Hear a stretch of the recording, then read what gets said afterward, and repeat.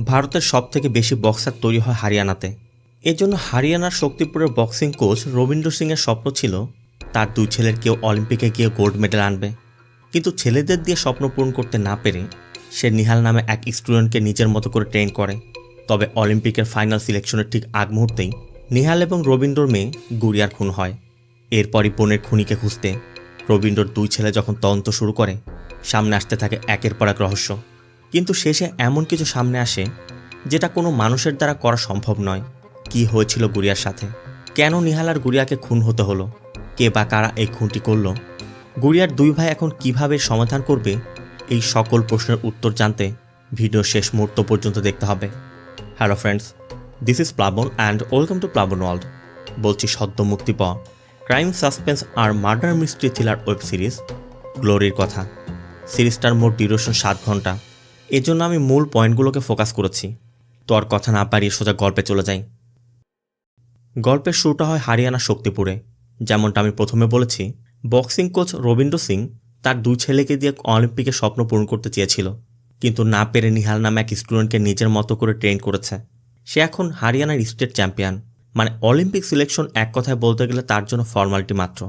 আজও তার একটি ম্যাচ ছিল, সেখানে শহরের অনেক প্রভাবশালী লোকেরাও এসেছে। রঘুবীন্দ্র সিংয়ের দিক নির্দেশনায় নিহাল এই ম্যাচটি অনায়াসে জিতে যায়।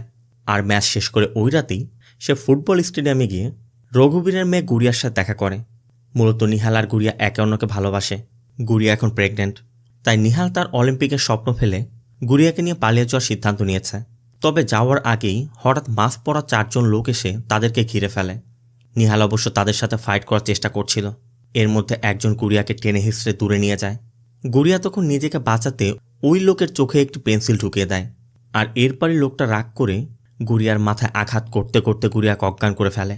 এমনকি নিহালকেও সবাই মিলে খুন করে। দুজনকে রক্তাক্ত অবস্থায় ফেলে এখান থেকে পালিয়ে যায়। সিন চলে যায় নয়ডা, যেখানে আমরা রঘুবীরের বড় ছেলে দেবেন্দ্রকে দেখতে পাই। দেব মূলত এখানে একটি ক্লাবে কাজ করে, কিন্তু এখানে একটি ছেলের সাথে ঝামেলার সময় ম্যানেজারকে হিট করে তার চাকরিটা চলে গেছে। দেবের বিষয়ে আরও একটি কথা জানিয়ে রাখি, দেব বাড়ি ছেড়েছে অনেক বছর আগে, আর তার একবার অর্ধেকটা কাটা। তবে কি হয়েছিল তা আমরা আস্তে আস্তে জানতে পারবো। অন্যদিকে পাটিয়ালাতে দেবের ছোট ভাই মানে রঘুর ছোট ছেলে রবীন্দ্র একটি ট্রাক্টর অ্যাসেম্বল ফ্যাক্টরিতে কাজ করে। তারও মেজাজ খুব কড়া, তবে কোনো একটি কারণে সে ঝামেলা থেকে এড়িয়ে চলার চেষ্টা করে। এই হলো রঘুর দুই ছেলে। তো গুড়িয়ার ওই ঘটনার খবর পাওয়া মাত্রই দুই ভাই শক্তিপুরে ফিরে আসে। ওই ঘটনার পর নিহালের মৃত্যু হয়েছে। গুড়িয়া এখনও জীবিত, তবে ক্রিটিক্যাল কন্ডিশন আছে। আবার রবির আসার পর থেকেই দুজন ব্যক্তি তাদের উপর নজর রাখছিল। এদিকে ইন্সপেক্টর অরবিন্দ রঘুর সাথে এই ঘটনা নিয়ে কথা বলে, আর সেখানে আমরা জানতে পারি রঘুর সন্দেহ শক্তি বক্সিং ক্লাবের মালিক এবং কোচ বিজুর উপর। কারণ বিজুর সাথে রঘুর অনেক পুরাতন ঝামেলা রয়েছে। তার উপর নিহাল মারা যাওয়ার কারণে সুবিধাটা তাদেরই হবে। এখন তার ক্লাবের লোক সিলেকশনে আসবে, তবে এমনটা সবার ধারণা। আবার জয়না নামে একজন অনলাইন নিউজ পোর্টালের রিপোর্টার বিজয় সাক্ষাৎকার নেওয়ার সময় এই বিষয়টি ইঙ্গিত করছিল। ঠিক তখনই সেখানে দুজন লোক আসে। আমরাও দেখতে পাই যে এই দুজন লোকই রবিদের উপর নজর রাখছিল। তারা বিজুকে জানিয়ে দেয় যে ওরা এসে গেছে। এদিকে গুড়িয়ার সাথে আসলে কি হয়েছিল এখনও পর্যন্ত রবিরা জানে না। তবে রঘু জানায় যে আসলে নিহাল ওর বয়ফ্রেন্ড ছিল, ও প্রেগনেন্ট হয়ে গিয়েছিল। গত রাত ওরা পালানোর প্ল্যান করেছিল। এর মধ্যে এই ঘটনা। এখানে 3 জনের কথায় বোঝা যায় রবি তার বাবা রঘুকে অনেক সম্মান করে, কিন্তু দেবের বাবার প্রতি বিন্দুমাত্র সম্মান নেই। আর এদের দুজনের সাথে সবসময় ঝামেলা বেঁধেই থাকে, যে জন্য অনেক আগেই দেব বাড়ি ছেড়ে চলে গিয়েছিল। তো তাদের কথার মধ্যে হঠাৎ করে গুড়িয়া অনেক অসুস্থ হয়ে পড়ে, যে জন্য ডক্টর এসে একসময় তাদেরকে রুম থেকে বের করে দেয়। আর এরপরে নিহালের বাবা মা এবং নিহালের ছোট ভাই হুকুম তাদের সাথে কথা বলতে আসে। যেখানে হুকুম বারবারই বলছিল নিহালের সাথে যে গুড়িয়ার সম্পর্ক ছিল এটা রঘুবীর আগে থেকেই জানত, তার জন্য এই ঘটনা ঘটেছে। কিন্তু হুকুম গুড়িয়াকে নিয়ে অনেক বাজে কথা বলায় দেব একসময় রাগ করে সবার সামনে হুকুমের গলা চেপে ধরে। আর এতে করে ডক্টর বেশ ভয় পেয়ে যায়। যে জন্য গুড়িয়ার কন্ডিশনের কথা জানতে চাইলে সে বলে যে আজ অথবা কাল হয়তোবা জ্ঞান ফিরতে পারে, তবে এখনই কিছু বলা যাচ্ছে না। পরবর্তী দিন সকাল হতেই পুলিশ ন্যাশনাল স্পোর্ট ইনস্টিটিউশনে যায়, যেখানে বক্সারদেরকে সিলেকশনের জন্য ট্রেনিং দেওয়া হচ্ছে। এখানের কোচের সাথে কথা বললে সে নিহালের রুমমেট আদিরাতের সাথে দেখা করিয়ে দেয়। নিহালের যে রাতে ম্যাচ ছিল ওই রাতে এখানে কে কে উপস্থিত ছিল, যার মধ্যে শক্তি বক্সিং একাডেমির মালিক বিজু, এই শহরের মেয়র ধান্দা, শহরের সব থেকে বড় ক্রিমিনাল কুকি যাদব, এমনকি পুলিশের ডিএসপি ফোকাটো এখানে উপস্থিত ছিল। আর ফোগাটের সাথে ওই সকল ব্যক্তিদের অনেক ওঠা বসা আছে। এদিকে সারাদিন হসপিটালে কাটিয়ে রাতের বেলা দেব এবং রবি তাদের বাবার যে বক্সিং ক্লাব আছে সেখানে যায়। আর এখানেই দুই ভাইয়ের কথা আমরা জানতে পারি। গুড়িয়ার যে একটি ছেলের সাথে সম্পর্ক ছিল এই বিষয়ে গুড়িয়া তাদের দুই ভাইয়ের সাথে কথা বলেছিল, কিন্তু কাউকে নিহালের নামটি বলেনি। আর প্রেগনেন্সির বিষয়টা কেউই জানতো না। দুই ভাই ভিতরে ঢুকেই দেখে স্টুডেন্টরা তখন এখানে প্র্যাকটিস করেই যাচ্ছে। আবার যার মেয়ে হসপিটালে মৃত্যুসজ্জায় সে এখানে এসে তার স্টুডেন্টকে প্র্যাকটিস করাচ্ছে। মূলত সামনে অলিম্পিকের সিলেকশন, নিহাল তো মারা গেছে, নিহালের জায়গায় তো কাউকে পাঠাতে হবে। এই জন্য রঘুবীর তার সব থেকে পছন্দের স্টুডেন্ট রাকাকে প্রস্তুত করছে। আর তার কথা হসপিটালে গিয়ে আমি বসে থেকে লাভ, আমি ওখানে থাকলে তো আরও সুস্থ হয়ে যাবে না। আর রঘুর এই বিষয়গুলো দেব কখনই পছন্দ করে না, কারণ রঘুর কাছে তার বক্সিং আগে, অলিম্পিক তার জন্য একটা নেশা, সেজন্য সে সব কিছু করতে পারে। এই জন্য দেব তার বাবাকে একসময় বলেই বসে, আপনি গুড়িয়া ঠিকমতো খেয়াল রাখতে পারেননি, এই জন্য গুড়িয়ার সাথে এমনটা হয়েছে। কিন্তু রঘুর কথা এত বছর তোমরা যখন ছিলে না তখন আমি তো টেক কেয়ার করেছি, এখন এসেছে আবার বোনের খেয়াল রাখতে। তো এটা নিয়ে কথা কাটাকাটির এক পর্যায়ে দেব রাগ করে তার বাবাকে হিট করতে যাচ্ছিল। তবে সে ভুলে গিয়েছিল তার বাবা একজন বক্সিং চ্যাম্পিয়ন ছিল। আর রঘু এটা আবারও মনে করিয়ে দেয়। আর এর বিষয়ে অনেক বড় কারণ আছে, সেটা আমি আস্তে আস্তে জানাবো। তো বাবার উপর রাগ করে একসময় দেব আবার হসপিটালে চলে যায়। রঘু তখন রবিকে তার রেখে যাওয়া কারের চাবিটি দেয়, যেটা 5 বছর যাবৎ সে সংরক্ষণ করে রেখেছে। তবে রঘু রবিকে সাবধান করে দেয় যে এই জায়গা আগের মতো অনিরাপদ, তাই সাবধানে থাকতে বলে। অবশ্য এর পিছেও কিছু কারণ আছে।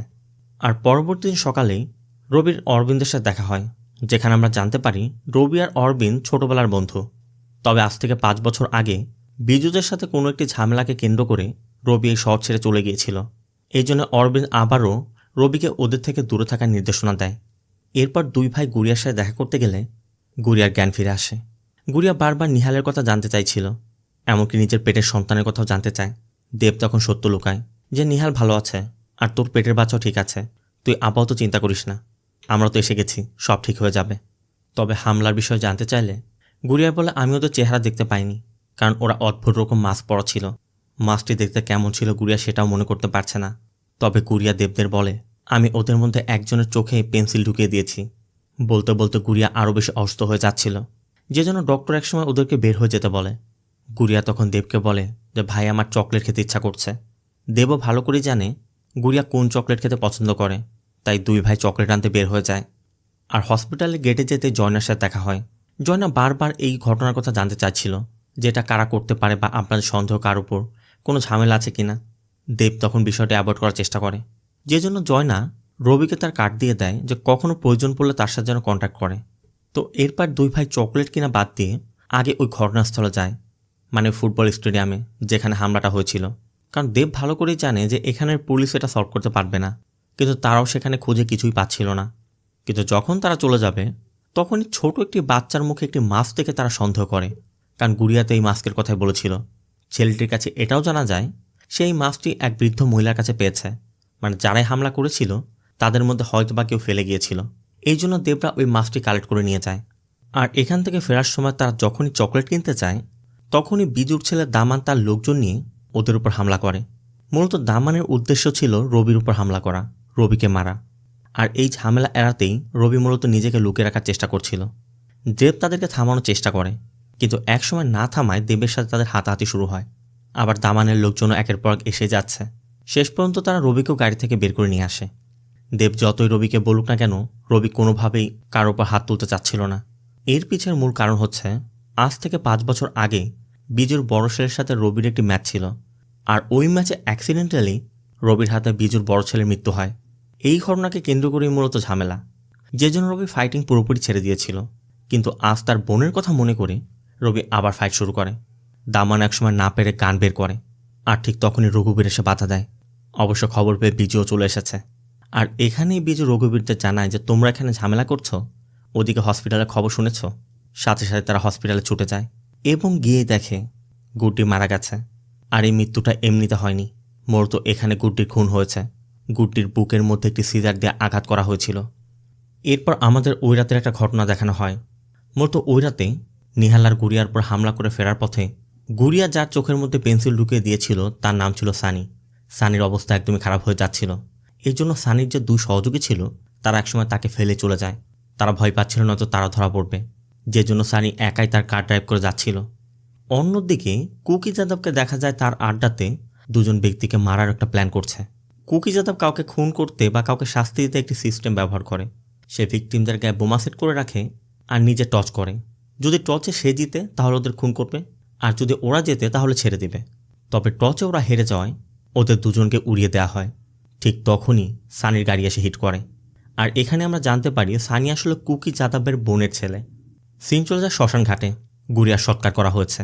রবি আর দেব দুই ভাই গুড়িয়ার অস্থি সংগ্রহ করতে গিয়েছিল, কিন্তু তাদের বাবা রঘু এখানে না এসে নিজের ক্লাবে বসে আছে। দুই ভাই অনেক সময় অপেক্ষা করার পর বাবাকে না পেয়ে নিজেরাই সব আনুষ্ঠানিকতা শেষ করছে। আবার রঘুর স্টুডেন্টরা মনে করেছিল রঘুর যেহেতু মেয়ে মারা গেছে আজ হয়তো বা দেরিতে আসতে হবে, কিন্তু সময় মতো ট্রেনিংয়ে না আসার কারণে উল্টো রঘু সবাইকে শাসিয়ে দেয়। মানে তার মেয়ের সৎকারের বাহানায় ট্রেনিংয়ে কোনোরকম লেট করা যাবে না। মানে ওই যে বলেছিলাম তার কাছে বক্সিংই সব কিছু। অন্যদিকে বোনের সৎকারে বাবা না আসায় দুই ভাই এখন কষ্ট পাচ্ছে। তারাও একসময় ডিসাইড করে তারা তাদের বোনের খুনিকে শাস্তি দিয়ে ছাড়বে। সিন চলটা মেয়র ধান্দার বাড়িতে।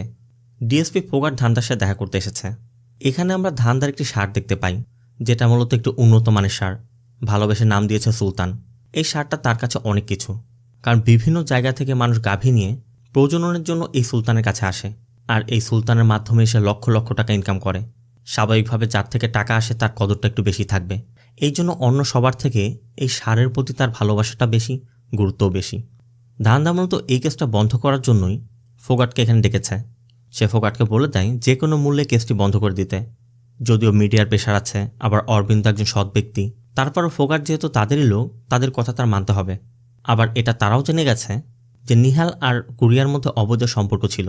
এই জন্য মেয়র এই বিষয়টা সামনে আনতে চাইছে না, কারণ তার কাছে এরকম অবৈধ সম্পর্ক বা অবৈধ কর্মকাণ্ড সমাজকে নষ্ট করে। এটা একটা উদাহরণ হতে পারে, পরবর্তীতে অন্যকে ফলো করতে পারে। তাই কেসটিকে অন্য কিছু বলে বন্ধ করে দিতে হবে। আবার অন্যদিকে দেব এবং রবি ওই মাছটি নিয়ে অরবিন্দের সাথে দেখা করে। তারাও অরবিন্দকে জানায় যে তারা ওই মাছটি ওই জায়গা থেকে উদ্ধার করেছে। এমনকি গুড়িয়াও তাদেরকে ওই মাস্কের বিষয়ে বলেছিল। মাস্কের গায়ে তখনও ব্লাড লেগে আছে। তাই দেব বিজুর যে ক্লাব আছে ওই ক্লাবের সকল সদস্যের ডিএনএ ম্যাচ করাতে বলে। কিন্তু প্র্যাকটিক্যালি এটা তো সম্ভব নয়, কারণ সেখানে 1 থেকে 150 লোক আছে। ঠিক তখনই সেখানে অরবিন্দর স্ত্রী ভারতে আসে। তাদের কথা আমরা এটাও জানতে পারি অরবিন্দ মূলত আগে একটি বিয়ে করেছিল, কিন্তু ওই স্ত্রী চলে যাওয়ার পর সে ভারতীকে বিয়ে করেছে। এই বিষয়টা রবিও জানতো না। তবে ভারতী আসার পর দেব এবং রবি বের হয়ে যায়। এখানে থানার অন্য কনস্টেবলদের কথা আমরা জানতে পারি ভারতীর সৌন্দর্য এবং খোলামেলা পোশাকের কারণে সে অনেকেরই ক্রাশ। তো অরবিন্দ সকল কনস্টেবলদেরকে সকল হসপিটাল এবং ডক্টরদের খোঁজ নিতে বলে, সাথে ফার্মাসি থেকে ওষুধ কেনা হয়েছে কিনা সেটাও দেখতে বলে। কিন্তু অন্যদিকে মেয়রের কথা মতো ফোগাট অরবিন্দকে ডেকে এই কেসটি ড্রপ করে অন্য একটি কেস দিয়ে দেয়, যে এই কেস নিয়ে তোমাকে এত চিন্তা করতে হবে না।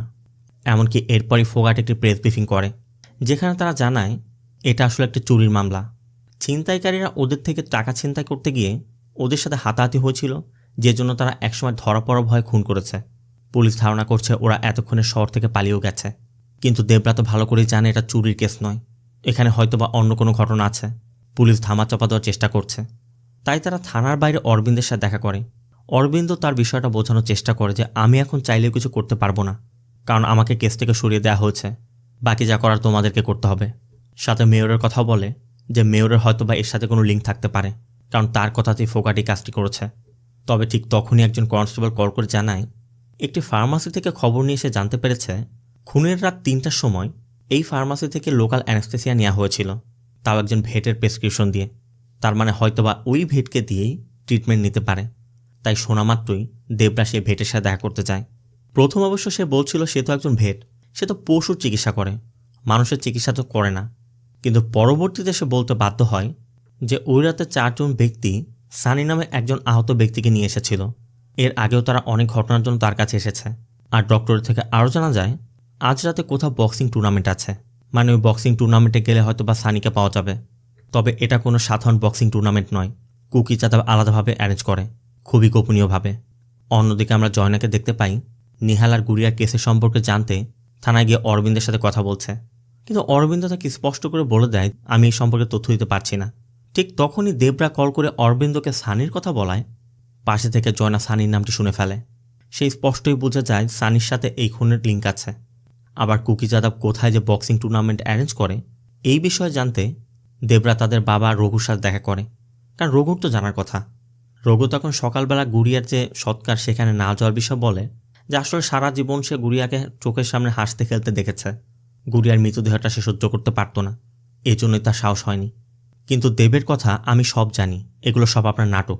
মেয়ে মারা গেছে বলে আপনার মধ্যে কোনো কষ্ট নেই, আপনার কষ্ট আপনার বক্সার মারা গেছে বলে, কারণ আপনার অলিম্পিকের মেডেলের স্বপ্ন তো শেষ হয়ে গেল, সেই দুঃখেই আপনি এখন আছেন।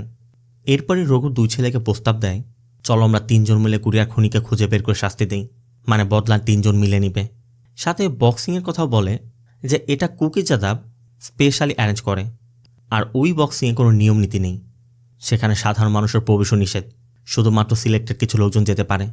তবে দেব এবং রবির যাওয়ার জন্য রঘু একটি ব্যবস্থা করে দেয়। আর এরপরে সেখানে গিয়ে দেবরা জানতে পারে রঘু দেবকে দর্শক হিসেবে আর রবিকে ফাইটার হিসেবে পাঠিয়েছে, কারণ ফাইটার লিস্টের মধ্যে রবির নাম আছে, মানে রবিকে ফাইট করতে হবে। আর অন্যদিকে সানি তার মামা কুকি যাদবের সাথে দেখা করে, যেখানে তাদের কথা আমরা জানতে পারি যে কুকি যাদব এতদিন পর্যন্ত সানিকে কোনো কাজেই নেয়নি, মানে যদিও বোনের ছেলে কিন্তু সে নেশারু, ড্রাগ অ্যাডিক্টেড, এই জন্য কোনো কাজ দেয়নি। তবে যেহেতু এত সমস্যা হচ্ছে, চোখ হারিয়েছে, তাই আজকের এখানের সকল টাকার কালেকশন করতে বলে। কথা মতো সানিও কাজ শুরু করে। আর এরপরে 2 ভাইয়ের চোখ পড়ে সানির উপর। তারা সানির চোখের ব্যান্ডেজ দেখে বুঝতে পারে এই সানি। সানিও তাদেরকে দেখে চিনতে পেরে সেখান থেকে পালানোর চেষ্টা করে। 2 ভাইও তাকে ফলো করছিল। তবে কিছু দূর যাওয়ার পর হঠাৎ করে সানির উপর কংক্রিটের বড় একটি ব্লক ফেলে সানিকে হত্যা করা হয়। যে ব্যক্তি ক্রেন চালাচ্ছিল রবিও তাকে খোঁজার চেষ্টা করে, কিন্তু রবি তাকে ধরার আগে সে পালিয়ে গেছে। দেব সানির পকেট থেকে একটি মোবাইল ফোন এবং হাতের একটি রিং পায়। রবিও ফিরে এসে জানায় যে ব্যক্তি এই কাজটি করেছে তাকে সে ধরতে পারেনি ঠিকই, কিন্তু কে করেছে সে তার চেহারা দেখেছে, তাই সাথে সাথে 2 ভাই তাকে ধরতে যায়। আর এরপরে আমরা দেখতে পাই এ অন্য কেউ নয়, নিহালের ছোট ভাই হুকুম। হুকুম যতই পালানোর চেষ্টা করুক একসময় ধরা পড়ে যায়। আর হুকুমকে মারধর করলে হুকুম একসময় জানায় সে নিহালের খুনের বদলা নিয়েছে। কিন্তু দেবের কথা, তোর ভাই নিহাল সিংকে মারার জন্য সানিকে কেউ টাকা দিয়েছিল। আমরা সেটাই জানতে গিয়েছিলাম যে সানিকে টাকাটা কে দিয়েছিল, কিন্তু তার আগে তুই সানিকে হত্যা করেছিস। এখন আমরা ওই ব্যক্তি সম্পর্কে কি করে জানতে পারবো? আর সব থেকে বড় প্রশ্ন, হুকুম কি করে সানির বিষয়ে জানতে পারল? হুকুম তখন জানায় যে জয়না থানা থেকে সানির বিষয়ে জানতে পেরে নিহালের বাবা মায়ের কাছে সানির বিষয়ে জানতে এসেছিল যে তারা সানি নামে কাউকে চিনে কিনা, কারণ পুলিশ তো সানিকে সন্দেহ করছে। আর এটা জানার পরই মূলত হুকুম সানির পিছে পড়েছিল আর সুযোগ বুঝে মেরেও ফেলেছে। তার মানে জয়নার একটি ভুলের কারণেই সানির মৃত্যুটি হয়েছে, যেজন্য দেবদের হাত থেকেও এখন বড় একটি ক্লু হাতছাড়া হয়ে গেল। তাই দেব রাগের বশে জয়নার সাথে দেখা করে জয়নাকে অনেক কিছু বলে যে শুধুমাত্র তোমার জন্য একটি লোকের মৃত্যু হলো, ওর খুনের জন্য তুমি দায়ী। এমনকি সে জয়নাকে যত দ্রুত সম্ভব এই শহর ছেড়ে চলে যেতে বলে। জয়নাও বুঝতে পারে সে কত বড় অন্যায় করেছে, তার সামান্য ভুলের জন্য একটি জীবন চলে গেল, আর দেবের এই ব্যবহারটাও সে মেনে নিতে পারছে না। অন্যদিকে সামনে সিলেকশন। নিহাল যেহেতু মারা গেছে, নিহালের জায়গা এখনও ফাঁকা, সেখানে তো কাউকে আনতে হবে। তাই বিজু ফেডারেশনের প্রধানের সাথে দেখা করে সেখানে তার ক্লাবের তার পছন্দের লোককে দেওয়ার জন্য তাকে বেশ কিছু টাকা অফার করে। তবে রঘুবীরের কথা, নিহালের জায়গায় সে অন্য লোককে দিবে। 2 জনই খুব প্রভাবশালী কোচ, ফেডারেশন পড়েছে এক বিপদে। তাই ফেডারেশন একসময় সিদ্ধান্ত নেয় 2 ক্লাব থেকে যাকে নমিনেট করা হবে তাদের 2 জনের মধ্যে একটি ট্রায়াল ফাইট হবে, যে জিতবে সেই নিহালের জায়গা পূরণ করবে। এতে বিজু এবং রঘু 2 জনই রাজি হয়ে যায়। তাই এখান থেকে নিজের ক্লাবে ফিরেই রঘু রাকাকে ভালো করে ট্রেন করতে শুরু করে। রাকার যে জায়গাগুলো ভুল হচ্ছিল তাকে মেরে মেরে সেখানে শিক্ষা দিচ্ছিল। রাকাও বুঝতে পারে শুধুমাত্র অলিম্পিকে গোল্ড মেডেলের জন্যই তাকে দিয়ে এত কসরত করাচ্ছে, আর এটা তার জন্য পজিটিভ। অন্যদিকে গত রাত্রে ওই ঘটনার পর অরবিন্দ দেবদের সাথে একটি ধাবায় দেখা করে। অরবিন্দ সানির একটি কল রেকর্ড দেখায়, যেখানে সানির মৃত্যুর কিছু সময় আগে একটি ল্যান্ডলাইন নম্বর থেকে তাকে কল করা হয়েছিল। আর ওই ল্যান্ডলাইন নম্বরটি ন্যাশনাল স্পোর্টস ইনস্টিটিউশনের একটি নম্বর। তার মানে ধারণা করা হচ্ছে ন্যাশনাল স্পোর্টস ইনস্টিটিউশনের কেউ হয়তো বা সানিকে দিয়ে খুনটি করাতে পারে, কারণ সানি তো টাকার বিনিময় করেছে। আর এটা কে করাতে পারে? নিশ্চয়ই নিহালের প্রতিদ্বন্দ্বী কেউ। কিন্তু সেখানে সরেজমিনে গিয়ে তদন্ত করার কোনো সুযোগ নেই। অরবিন্দকে ওই কেস থেকে বের করে দেওয়া হয়েছে। তারপর নিহালের ওই ঘটনার পর পুরো ইনস্টিটিউশনই একদম সিকিউর করা হয়েছে। সেখানে এন্টি রেস্ট্রিক্টেড, কোনো বক্সারকে বেরো হতে দেওয়া হচ্ছে না। এমন অবস্থায় কে সেখানে যেতে পারবে? কারণ কাউকে না কাউকে গিয়ে তো তদন্ত করতে হবে, যাচাই করে দেখতে হবে যে এক্স্যাক্টলি কোন জায়গা থেকে কলটা করা হয়েছিল।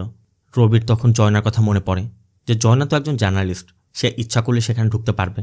কিন্তু দেব জয়নার সাথে যে ব্যবহার করে এসেছে, তারপর জয়না কি তাদের হয়ে কাজ করতে রাজি হবে? তবে জয়নাকে রিকোয়েস্ট করলে জয়না রাজি হয়, আর তাদের কথা মতো ফেডারেশনের নিউজ করার জন্য সেখানে যায়। আর এই সুযোগে জয়নাথ তার ফোন থেকে ওই নম্বরে বারবার কল করছিল। আর এভাবেই খুঁজতে খুঁজতে বয়েজ হোস্টেলের ব্লক 1-এর সামনে থাকা একটি পে ফোন বাজতে শুরু করে। জয়নাথ স্পষ্টই বুঝতে পারে এই পে ফোন থেকে কল করা হয়েছে। যেহেতু এটা কোনো অফিসের নম্বর নয়, তার মানে এখানে যে লোকগুলো থাকে তাদের মধ্যে যে কেউই কল করতে পারে। তাই এভাবে খুঁজে বের করা সম্ভব নয় কে কল করেছিল। তবে রঘু জানায় ওখানে বিজুর ক্লাব থেকে 3 জন বক্সার গেছে। অমিত সিং 57 কেজির ক্যাটাগরিতে, যুবরাজ সোলাঙ্কি আছে 63 কেজি 500 ক্যাটাগরিতে, আর শমশের আছে 80 কেজি ক্যাটাগরিতে। ওই ক্যাটাগরিতে নিহাল ছিল, তাই তাদের সন্দেহ শমশেরের প্রতি, কারণ শমশেরই ওই 3 জনের মধ্যে বেস্ট। ধারণা করা হচ্ছে নিহালের পর শমশেরই যেতে পারে। আবার অরবিন্দ ধারণা করছিল যে সানি যেহেতু খুন করেছে, কুকি যাদবও তো করতে পারে। কিন্তু দেবের কথা কল এসেছিল এনএসআই থেকে, সেখানে বিজুর ফাইটার আছে, আর নিহালের খুনের সব থেকে বড় ফায়দা তাদেরই হবে।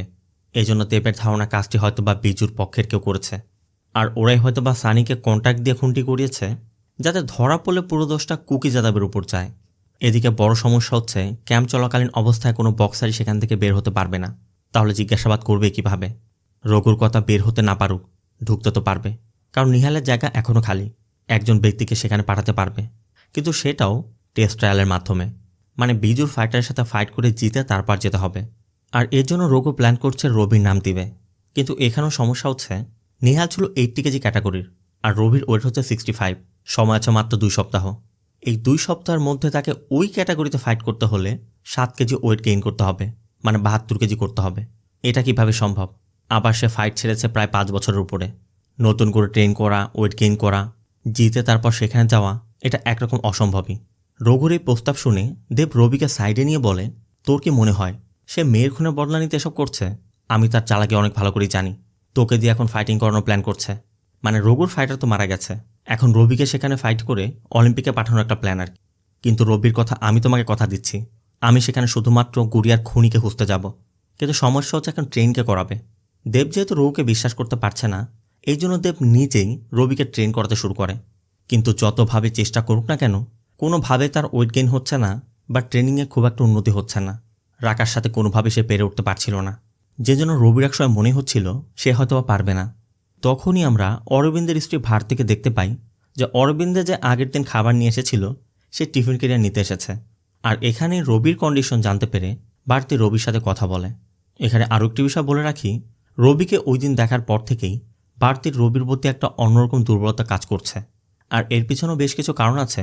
মূলত অরবিন্দের শারীরিক অক্ষমতার কারণে তার আগের স্ত্রী চলে গিয়েছিল, আর ভারতী আসার পর ভারতী জানতে পেরেছে। তবে ভারতী এখনও ছেড়ে যায়নি। ভারতী রবির সাথে কথা বললে রবিও ভারতীর কথায় বুঝতে পারে যে ভারতী হয়তোবা তার প্রতি দুর্বল, মানে তার কাছে আসার চেষ্টা করছে। অবশ্য ভারতীর রবির মধ্যেও তার মনোবল বাড়ানোর চেষ্টা করে। আর এখানেই ভারতী অরবিন্দের সাথে বিয়ের বিষয়ে জানায় যে আসলে ভারতীর বাবার বাড়ি ঝাড়খণ্ডে, তাদের পরিবার অনেক গরিব ছিল।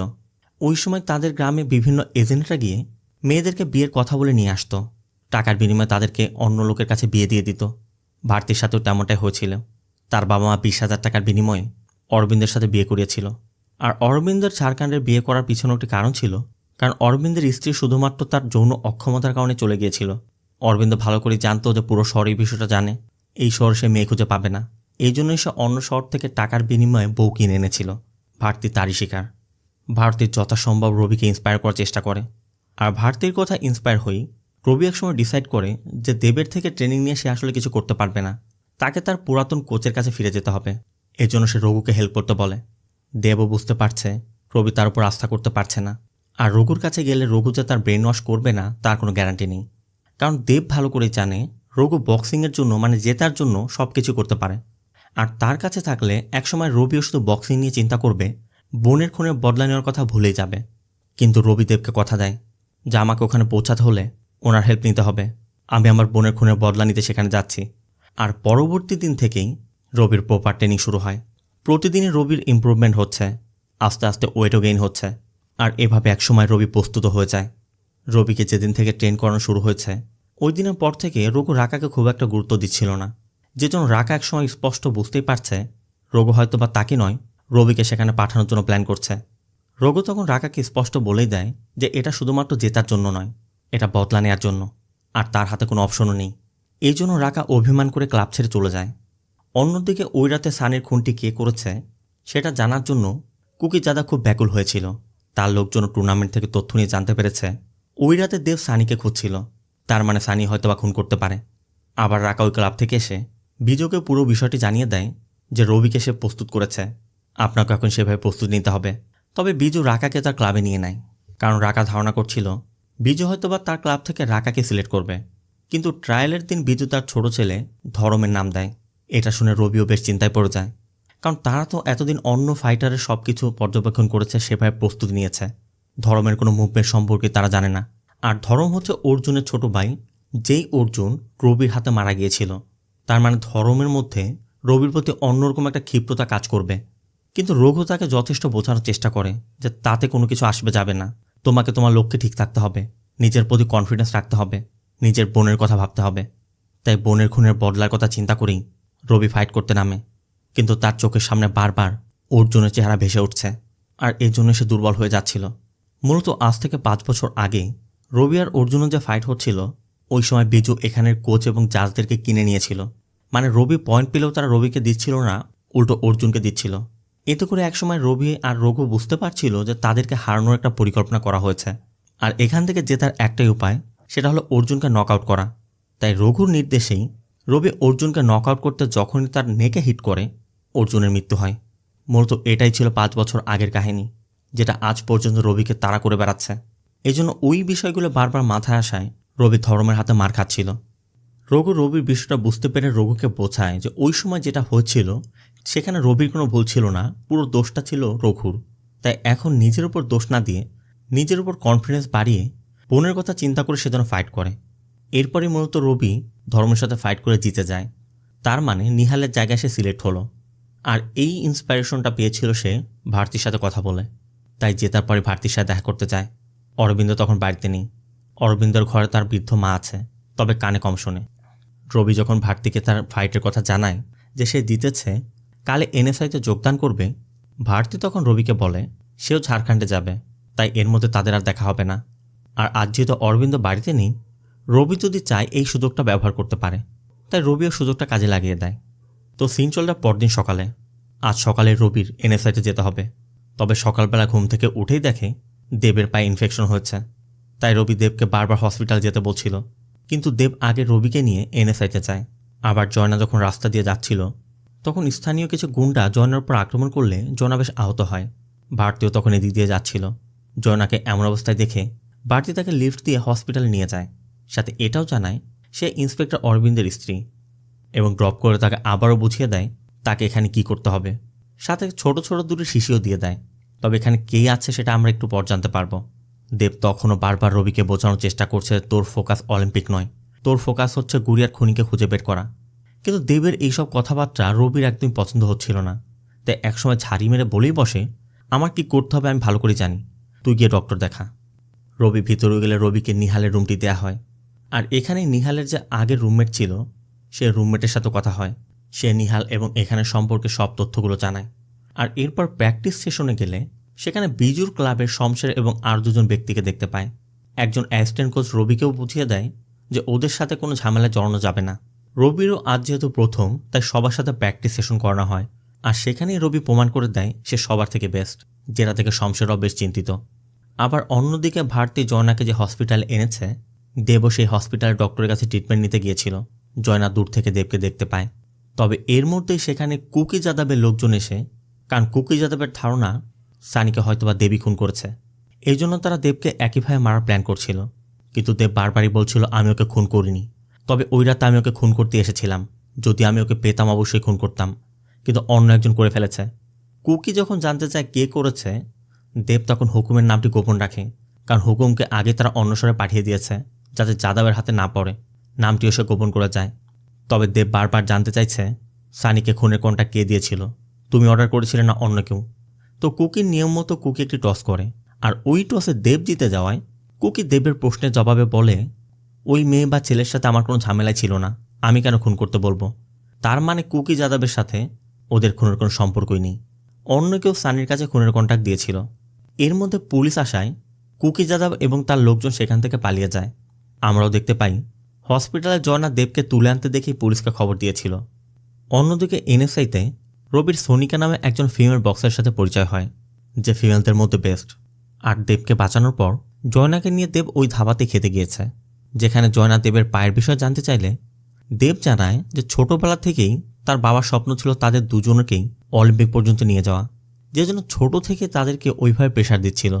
রবি ছোট থেকে অনেক ভালো ছিল, কিন্তু দেব অতটা ভালো ছিল না, যে জন্য দেবের বাবা মানে রঘুবীর একটি লাঠি দিয়ে বারবার পায়ে আঘাত করত। আর একদিন দেবের ভুলের কারণে রঘুবীর রাগের বশে এমনভাবে আঘাত করেছিল যে পায়ে বেশ ক্ষত হয়ে গিয়েছিল। দেব সেদিন ভয় পেয়ে বাড়ি থেকে পালিয়ে যায়। 3 দিন পর্যন্ত ক্ষত নিয়ে সে বাড়ির বাইরে ছিল। এরপর যখন তাকে হসপিটালে নেওয়া হয় ততক্ষণে ইনফেকশন হয়ে গেছে, তাই বাধ্য হয়ে ওই সময় তার পা কেটে ফেলতে হয়েছিল। এক কথায় বলতে গেলে তার বাবার অতিরিক্ত শাসনের কারণে, তার বাবার যে অলিম্পিকের একটা নেশা ছিল ওই কারণেই তার পা হারাতে হয়েছে। এই জন্যই আজ পর্যন্ত তার বাবাকে সে দেখতে পারে না, কারণ তার মতে তার বাবার কাছে সন্তান, স্ত্রী, সংসার কোনো কিছুই মূল্যহীন। তার জীবনের একমাত্র উদ্দেশ্য হচ্ছে অলিম্পিকে গোল্ড মেডেল নেয়া। আবার রবিদের প্ল্যান মতো শমশেররা 3 জন রুম থেকে চলে যেতেই রবি গোপনে শমশেরের রুমে প্রবেশ করে। মূলত তার কাছে একটি মেডিসিন দেওয়া হয়েছিল। সে শমশেরের পানির মধ্যে ওই মেডিসিনটি মিক্স করে দেয়, এমনকি রঘুকে কল করে জানিয়ে দেয় যে কাজ হয়ে গেছে। রঘুও বলে আমিও কল করে দিয়েছি, কাল সকালই হয়ে যাবে। আবার দেবকে দেখা যায় জয়নাকে নিয়ে এখানে একটি হোটেলে উঠেছে, মানে দুজনের খুব কাছে চলে এসেছে। তবে যখনই তারা ইন্টিমেট হতে যাবে ঠিক তখনই জয়না তার আসল উদ্দেশ্যের কথা রিভিল করে। জয়না দেবকে বলে যে আসলে 6 মাস আগে আমার চাকরি চলে গেছে, আমি কোনো রিপোর্টার নই। আসলে নিহাল তাস কিনতে 2 বছর ছিল, ওই সময় নিহালের সাথে তার পরিচয় হয়েছিল। কথায় কথায় একসময় নিহাল তাকে বড় বোনের মতো দেখতে শুরু করে। আর এরপর তো নিহাল তাকে গুড়িয়ার কথা বলেছিল, এমনকি গুড়িয়া যখন প্রেগনেন্ট হলো নিহাল গুড়িয়াকে নিয়ে তার ওখানে যেতে চেয়েছিল। কিন্তু ওই সময়ই জয়না অন্য একটি অ্যাপার্টমেন্টে শিফট করার কারণে সে তাদেরকে ওই সময় জায়গা দিতে পারেনি। এরপর তো তাদের মৃত্যুর খবর পেয়েছে। তাই জয়নার ধারণা ওই দিন যদি সে তাদেরকে আশ্রয় দিতে পারত হয়তো বা ওরা বেঁচে থাকত। এই গিল থেকে সে মুক্ত হতে পারছে না। মূলত নিহাল এবং গুড়িয়ার সাথে কী হয়েছিল, কারা করেছিল, এই সত্যটা উন্মোচন করতে সে এখানে এসেছে। তো সিন চলতে পরদিন সকালে, যেখানে এনএসআইতে ডোপ টেস্ট করতে মাদক নিয়ন্ত্রণ অধিদপ্তর থেকে লোক এসেছে। মূলত এটা ছিল রবিদের একটি প্ল্যান, মানে গত রাতে শমশেরের পানিতে তারা ড্রাগ মিশিয়ে দিয়েছে। আজ ডোপ টেস্ট করলে শমশেরের ব্লাডে যখন ড্রাগ ধরা পড়বে তখনও এমনিতে ব্যান হয়ে যাবে। তবে শমশের এখনও পর্যন্ত এটি জানত না। রবি শমশেরকে বিষয়টি জানায়, কারণ গত রাতে প্রমাণ হিসেবে শমশেরের রুম থেকেও সে একটি জিনিস নিয়ে এসেছিল, যেটা দেখে শমশের বিশ্বাস করতে বাধ্য হয়। তবে এটা কাটানোর জন্য একটি বিকল্প মেডিসিনও আছে, যেটা রবির কাছে ছিল। রবির কথা তুমি যদি আমাকে সত্যিটা বলো তাহলে আমি তোমাকে দিব, নয়তো শমশেরও জানে তার ভবিষ্যৎ কী হতে চলেছে। তাই শমশের একসময় রবির কথা রাজি হয়। রবি শমশেরের কাছে ওই খুনের বিষয়ে জানতে চায়, কিন্তু শমশের তো সানি নামে কাউকে চিনেই না। আর ওই রাতে সে কাউকে কল করবে কিভাবে? ওই রাতে ওই সময় সে হোস্টেলে ছিল না, কারণ শমশেরের এখানে একজন রাশিয়ান কোচের সাথে অবৈধ সম্পর্ক আছে। ওই রাতে তারা 2 ঘন্টার জন্য বাইরের একটি হোটেলে ছিল। তার মানে এখান থেকে স্পষ্ট শমশেরের খুনের সাথে কোনো সম্পর্ক নেই। আর এই সত্যিটা জানার পর রবিও জানিয়ে দেয় যে সে আসলে কোনো ড্রাগ মিস করেনি, শুধুমাত্র তাকে ভয় দেখিয়েছে সত্যিটা বের করার জন্য। এর মাধ্যমে দেবরাও জানতে পারে আসলে শমশের খুনি নয়, বা খুনের সাথে তার কোনো হাত নেই। কিন্তু কল যদি শমশের না করে থাকবে তাহলে কে করলো এখান থেকে? এখন তারা এটা কিভাবে খুঁজে বের করবে? তো রবি দেবকে বিষয়টি জানানোর পর হঠাৎ করে দেবের মানিব্যাগ থেকে সানির সেই রিংটি পড়ে যায়, যেটি সানির পকেট থেকে সে পেয়েছিল। আর ওই রিংটি তোলার সময় জয়না লক্ষ্য করে এটা কোনো সাধারণ রিং নয়, এটা একটি স্মার্ট রিং, মানে একটা ডিভাইস।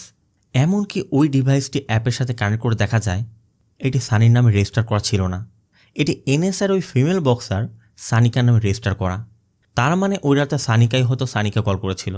তাই রবিকে বিষয়টি জানানোর পর রবি সানিকার সাথে কথা বলে, এমনকি সানিকাকে সত্যিটা বলে যে সবই তারা জেনে গেছে। তাই সানিকার এখন সত্যিটা না বলে কোনো উপায় নেই। সানিকাও বুঝতে পারে সে ধরা পড়ে গেছে। তাই সানিকা সত্যিটা প্রকাশ করে যে আসলে সানির সাথে তার রিলেশন ছিল, আর সানি এখানে যাতায়াত করত। সেই সুবাদে সে ওই রিংটি তাকে গিফট করেছিল। সানিকা বলে ওই রাতে সানি আমাকে কল করে মিথ্যা বলেছিল যে ওর নাকি নিহালের সাথে ঝামেলা হয়েছে। তাই ওই রাতে ফাইটের পর নিহাল কোথায় যায় আমি যেন ওকে জানিয়ে দিই। মূলত ওই রাতে ডাইনিংয়ে থাকা অবস্থায় নিহাল যখন গুড়িয়াকে ফোন করে ফাইটের পর রাতের বেলা ওই স্টেডিয়ামে আসতে বলেছিল, সানিকে এটা শুনে সানিকে কল করে জানিয়ে দিয়েছিল। এমনকি সে সানির জিগরির দোস্ত কপিলের কথা বলে যে ওই খুনের সাথে জড়িত ছিল। আর এই কপিল অন্য কেউ নয়, মেয়র ধান্দার সহযোগী, যে তার সুলতানের দেখাশোনা করে। সানির মৃত্যুর পর কপিলও বুঝতে পারছে সেও যে কোনো সময় ধরা পড়ে যাবে অথবা মারা পড়বে। তাই সানি ধান্দাকে বিষয়টি বলার চেষ্টা করছিল। তবে সানিকার থেকে পুরো বিষয়টি জানার পর রবি এতক্ষণে বুঝে গেছে তার বোনের খুনি এখানে নেই, বাইরে রয়েছে, আর তাকে মারতে হলে বাইরে যেতে হবে।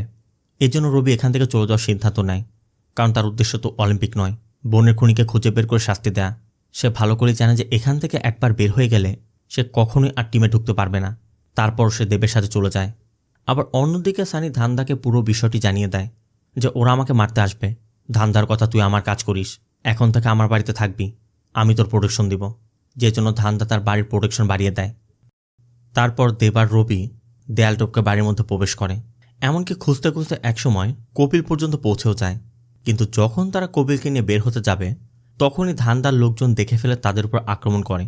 প্রথমে তারা ফাইট করার চেষ্টা করে, কিন্তু এক পর্যায়ে যখন তারা গান নিয়ে আসে তখন ধান্দার ঘরে পাওয়া একটি গ্রেনেড নিয়ে দেব তাদেরকে ভয় দেখায় যদি তারা কিছু করার চেষ্টা করে তাহলে গ্রেনেডটি ফাটিয়ে ফেলবে, আর তখন সুলতানও মারা যাবে। আর সুলতান মারা গেলে কি হবে সেটা ওরা ভালো করে জানে, ধান্দা ওদের আস্ত ছাড়বে না। কিন্তু দেব যখন এগুলো বলছিল, ভয় দেখাচ্ছিল, ঠিক তখনই সুলতান ওই গ্রেনেডটি খেয়ে ফেলে। তবে ব্লাস্ট হওয়ার আগেই রবিরা সেখান থেকে বের হয়ে যায়। আর সুলতানের মৃত্যুর কারণে মেয়র ধান্দা এখন ওদেরকে ছাড়বে না। তবে দেবরা কপিলকে একটি পুরাতন ফ্যাক্টরিতে এনে জিজ্ঞাসাবাদ করে যে তোরা নিহালকে মারতে গিয়েছিলি, গুড়িয়াকে কেন হত্যা করলি? কপিল তখন জানায় যে আসলে তারা নিহালকে হত্যা করতে নয়, গুড়িয়াকে মারতে গিয়েছিল। নিহালকে তো বাধ্য হয়ে মারতে হয়েছিল। এমনকি গুড়িয়াকে হত্যা করতে ওরা 1 সপ্তাহ গুড়িয়াকে ফলো করেছে। গুড়িয়া প্রতিদিন ইংরেজি কোচিংয়ে যেত, তাই ওরা প্ল্যান করেছিল যে গুড়িয়া কোচিং থেকে ফেরার সময় গুড়িয়াকে তুলে নিয়ে হত্যা করে ধান ক্ষেতের মধ্যে ফেলে দিবে। কিন্তু হঠাৎ করেই নিহাল আর গুড়িয়া পালিয়ে যাওয়ার প্ল্যান করেছিল। যখন ওরা জানতে পারলো যে ওদের প্ল্যান ভেস্তে যাবে তখন ওরা বাধ্য হয়ে ওইখানে গিয়ে অ্যাটাক করেছে। তবে তার সাথে আর কে কে ছিল এই প্রশ্নের জবাবে সে বলে সানি, সে আর দিনো নামে এক ব্যক্তি ছিল। এমনকি তাদের সাথে আরও একজন ব্যক্তি ছিল, কন্ট্যাক্টটি সেই দিয়েছিল, কিন্তু তার মুখে মাস্ক থাকার কারণে কপিল তার চেহারা দেখতে পায়নি। ওই রাতে এই 4 জনই মূলত সেখানে গিয়েছিল। দেব তখন কপিলকে মারধর করে জানতে চায় দিনুকে কোথায় পাওয়া যাবে। কপিল জানায় ওই ঘটনার পর থেকে ও নিখোঁজ। যতটুকু তার ধারণা ও হিসার গিয়ে পালিয়ে আছে। তবে কপিলের থেকে চতুর্থ ব্যক্তির তথ্য বের করার জন্য দেব কপিলকে একসময় টর্চার করতে শুরু করে, এমনকি একটি হাতও নষ্ট করে দেয়। রবি তখনও নিষেধ করছিল যে এমনটা করো না, ও মারা যাবে। কারণ রবি কাউকে হত্যা করতে চাইছিল না, কারণ তার হাতে আগে একবার একজনের হত্যা হয়েছে। কিন্তু দেব কোনো কথা শুনবে না। ঠিক তখনই সেখানে পুলিশ এসে পড়ে। এই জন্য তারা কপিলকে ফেলে সেখান থেকে পালানোর চেষ্টা করে, কিন্তু দেবের পায়ের সমস্যার কারণে পুলিশ তাকে ধরে ফেলে। আবার রঘু আর রবি যখন পালানোর চেষ্টা করছিল তখন সামনে পাহাড়ের ঢাল থাকায় রঘু একসময় রবিকে বাঁচানোর জন্য ধাক্কা দিয়ে ফেলে দেয়, যে জন্য রঘু পুলিশের হাতে পড়লেও রবি বেঁচে যায়। রঘুরা ডিএসপিকে বোঝানোর চেষ্টা করে যে কপিল রায় সংঘবদ্ধভাবে তার মেয়েকে হত্যা করেছে এবং নিহালকে হত্যা করেছে, আর এটা ও স্বীকারও করেছে। কিন্তু ডিএসপির কথা, তোমরা যেভাবে টর্চার করেছ এ তো যে কেউ কিছু না করলেও স্বীকার করবে। আবার এর মধ্যে সুলতানের হত্যার বদলা নিতে মেয়রও পৌঁছে যায়। মেয়র তো নিজে হাতে ওদেরকে মারতে চাইছিল। ডিএসপি তখন মেয়রকে বলে যে আপনার কষ্ট করে মারতে হবে না, আর ওদেরকে এভাবে মারলে সমস্যায় পড়তে হবে, ওদেরকে কুকি যাদবের হাতে তুলে দিন। এমনকি ডিএসপি একটি প্ল্যানে করেছে যে ওদেরকে আগে জেলে পাঠাবে, সেখানে কুকি যাদবের লোকদেরকে দিয়ে ওদেরকে ভিতরে হত্যা করাবে। এতে করে তাদের কোনো নাম নিশানায় আসবে না, মানে তারা বেঁচে গেল। ডিএসপির প্ল্যান মতো পরবর্তী দিনে ওদেরকে কোর্টে নেওয়া হয়। আবার পুলিশ তো রবিকে খুঁজছে, এই জন্য রবি পুলিশের ঘরে মানে অরবিন্দের কাছে গিয়ে আশ্রয় নেয়। এর মধ্যে আবার ভারতীয় বাড়িতে চলে এসেছে, যে জন্য অরবিন্দের ভারতীয়কেও দেখায় যে রবিকে তার কাছে আশ্রয় দিয়েছে। তারা মূলত রবিকে বেসমেন্টের ঘরের মধ্যে রেখেছিল। এতে করে অবশ্য ভারতীয় খুশি, যদিও অরবিন্দ বিষয়টি জানে না। আবার রঘু আর দেবকে জেলে নেওয়ার পর কুকি যাদবের লোকেদের সাথে একে সেলে রাখার প্ল্যান ছিল। কিন্তু এখানের জেলার আবার রঘুকে অনেক ভালো করে জানে, মানে জেলারের ছেলে রঘুর স্টুডেন্ট, সেই তাকে বক্সিং শিখিয়ে ন্যাশনাল লেভেল পর্যন্ত নিয়ে গিয়েছিল। সেই সুবাদে সে ওদের দুজনকে বাঁচিয়ে অন্য একটি সেফ সেলে রেখে দেয়। অন্যদিকে অরবিন্দ চলে গেলে ভারতী রবিকে খাবার দিতে যায়, কিন্তু রবি সেগুলো খেতে চাচ্ছিল না, কারণ তার মধ্যে তো অন্য কিছু কাজ করছে। রবি তখন ভারতীকে বোঝায় যে তার বাবা তাকে বাঁচিয়েছে, আর তার ভাই তো একজনকে খুন করতে যাচ্ছিল, সেও যদি ধরা পড়তো ওদের মতো জেলে পচে মরত। আর একবার তার নিজের হাতে খুন হওয়ার পর ওই অনুভূতিটা এখনও পর্যন্ত তার মধ্যে কাজ করছে, নিজেকে খুনি বলে মনে হয়, তার হাতে খুন হোক এটা সে চায় না। এমনকি রবি ভারতীকে এটাও বলে যে এনএসএতে যখন নতুন করে আবার বক্সিং শুরু করেছিল তখন তার কাছে ভালোই লাগছিল, সে সেখানে একটা উজ্জ্বল ভবিষ্যৎ দেখতে পাচ্ছিল। কিন্তু বোনের মৃত্যুর বদলা নেওয়ার জন্য তাকে আবার আসতে হয়েছে। এক কথায় বলতে গেলে সেখানেও খুশি ছিল, কিন্তু কুরিয়ার কথা চিন্তা করে নিজের খুশিকে বিসর্জন দিয়ে এসেছে। ভারতীর কথা, নিজের সুখের খোঁজ করা কোনো অন্যায় কিছু নয়। আর তোমার বোন তো চলে গেছে, হয়তো তোমার বোন বেঁচে থাকলে তোমার বোনও চাইতো না তোমরা খুন খারাপ করে এভাবে শেষ হয়ে যাও। আবার অন্যদিকে জেলের মধ্যে বসে বসে দেব একটা হিসাব করছিল যে আসলে কার সাথে কোন লিঙ্ক থাকতে পারে, কেই বা খুন করতে পারে, কিন্তু কোনো কিছুতে হিসাব মেলাতে পারছে না। রঘুরও পিঠের মধ্যে ব্যথা করছিল। জেলার তখন একটি তেল এনে দিলে দেব নিজে হাতে নিজের বাবার কোমরে তেল মালিশ করতে শুরু করে। এরপরই মূলত রঘু ছোটবেলায় দেবের সাথে যে কাজটি করেছিল, মানে যে কারণে দেবের পা হারাতে হয়েছিল, সেজন্য দেবের কাছে ক্ষমা চায় যে ওই সময় আমি ভুল করে ফেলেছি। এমনকি সে এটাও বলে যে তার বাবা তার সাথে এর থেকে অনেক বেশি খারাপ আচরণ করেছিল, কারণ তার বাবাও চেয়েছিল রঘু যেন অলিম্পিকে গিয়ে গোল্ড মেডেল আনতে পারে, কিন্তু রঘু সেটা পারেনি। রঘুর বাবা যেমনটা রঘুর উপর চাইতো বা রঘুর উপর করত, রঘু এর জন্য তার দুই ছেলে মানে দেব এবং রবির সাথে এমনটাই করেছে, যেটা তার ভুল ছিল। তবে দেব তার বাবার মুখের এসব কথা শোনার পর উল্টো তার বাবাকে ধিক্কার দিচ্ছে যে আপনি কেমন বাবা, আপনি নিজে যে অন্যায় করেছেন তার জন্য আপনার মধ্যে কোনো রকম অনুশোচনা নেই, অথচ আপনি এখনও আপনার নিজের বাবাকে দোষ দিচ্ছেন। এখানে আমরা দেবের কথা আরও জানতে পারি, দেবরা যখন ছোট ছিল তখন থেকেই রঘুর এবং বিজুর মধ্যে বক্সিং ক্লাব নিয়ে একটা ঝামেলা চলছিল, কারণ বিজু ওই সময় রঘুর বক্সিং ক্লাবটি কিনে নেওয়ার চেষ্টা করছিল, কিন্তু রঘু বিক্রি করেনি। আর এই বিষয় নিয়ে দুজনের মধ্যে একসময় অনেক বড় ঝামেলা হয়, এমনকি গোলাগুলি হয়েছিল। অল্পতে ওই সময় গুড়িয়া এবং তার মা বেঁচে গিয়েছিল, আর শেষ পর্যন্ত গুড়িয়ার মৃত্যু হলো, আর এখন তারা জেলে। তাই দেবের কথা যে সব কিছু হয়েছে আপনার জিদের জন্য। ওই সময় যদি আপনি বক্সিং ক্লাব বিক্রি করে দিতেন, আপনি পরিবারের কথা চিন্তা করতেন, তাহলে হয়তোবা এত কিছু হতো না, কিন্তু আপনি তা করেননি। আপনি আপনার জিদ ধরে রেখেছেন। আপনার কাছে তো শুধুমাত্র অলিম্পিকের গোল্ড মেডেলই গুরুত্বপূর্ণ, আপনার সন্তানরা নয়। আবার অন্যদিকে নিহালের মৃত্যুর পর নিহালের জায়গাটি যখন রবি নিয়েছিল, রবিও তো সেখান থেকে চলে গিয়েছে, কিন্তু জায়গা তো আর খালি থাকবে না। তাই ফেডারেশন বিজুর সাথে কথা বললে বিজু তার ছেলে ধরমকে রিকমেন্ড করে। এতে করে রাকাও বুঝতে পারে তার স্বপ্ন কখনই সত্যি হবে না। তাই রাকা বদলা নেওয়ার জন্য একটু প্ল্যান করে। সে ধরমের বাইকের ব্রেক নষ্ট করে দেয়, যে জন্য ধরম ক্লাব থেকে বের হয়ে বাইক নিয়ে বাড়িতে যাওয়ার সময় ব্রিজের উপর অ্যাক্সিডেন্ট করে মারা যায়। আবার অন্যদিকে জেলের মধ্যে ওদেরকে কিছু করা যাচ্ছিল না দেখে কুকি যাদবের লোকেরা জেলারের পরিবারকে অপহরণ করে ওদেরকে মারার সুযোগ করে দিতে জেলারকে বাধ্য করে। একদিকে কুকি যাদবের লোকেরা দেব এবং রঘুকে মারতে যাচ্ছে, আর অন্যদিকে ডিএসপি অরবিন্দের বাড়িতে এসেছে, কারণ সে সন্দেহ করছে রবিকে হয়তোবা এখানে লুকিয়ে রাখা হয়েছে। প্রথমে ডিএসপি অরবিন্দের সাথে ক্যাজুয়াল কথাবার্তা বলে, কিন্তু এরপর ওয়াশরুমের কথা বলে গোপনের ওই আন্ডারগ্রাউন্ডের রুমে গিয়ে রবিকে দেখে ফেলে। কিন্তু রবি যখন সেখান থেকে পালানোর চেষ্টা করে, তখন পুরো পুলিশ ফোর্স তাকে আটকে দেয়, মানে তারা প্ল্যান করে এসেছিল। এমনকি রবির মতো একটা ক্রিমিনালকে সাহায্য করার জন্য বা আশ্রয় দেওয়ার জন্য ডিএসপি অরবিন্দকে সাসপেন্ড করে। আর এরপর রবিকে জিপের পিছে বেঁধে টেনে হিস্ট্রে থানার উদ্দেশ্যে নিয়ে যাচ্ছিল। একদিকে ডিএসপি রবিকে নিয়ে যাচ্ছে, আর অন্যদিকে ওই সেলের মধ্যে কুকি যাদবের লোকেরা বাপ বেটাকে মারার জন্য চেষ্টা করছে। কিন্তু এর মধ্যে সেখানে কমিশনার পৌঁছে যায়, যে জন্য শেষ মুহূর্তে এসে একদিকে রবি এবং রঘু বেঁচে যায়, আর অন্যদিকে ডিএসপিকে বাধ্য হয়ে রবিকে ছেড়ে দিতে হয়। এমনকি এর পরক্ষণে দেব এবং রঘুকে জেল থেকে ছেড়ে দেয়। আর এখানেই জয়নার কথা আমরা জানতে পারি এই সব কিছু মূলত রঘুর পরিকল্পনা ছিল, যেখানে রঘু জানায় রঘু তার বক্সিং ক্লাবটি বিজুর কাছে বিক্রি করে দিয়েছে, আর তার শর্ত মতে বিজু ধান্দার সাথে কথা বলে কপিলকে দিয়ে তার অভিযোগ তুলিয়ে নিয়েছে, যে জন্য তাদেরকে মুক্ত করা হয়েছে। রঘুর কথা বহু বছর আগে যে ভুল আমি করেছিলাম, দ্বিতীয়বার আর ভুল করতে চাই না। আমি ওই সময় আমার সন্তানদের হারিয়েছি, এখন আমি সন্তানদের হারাতে চাচ্ছি না।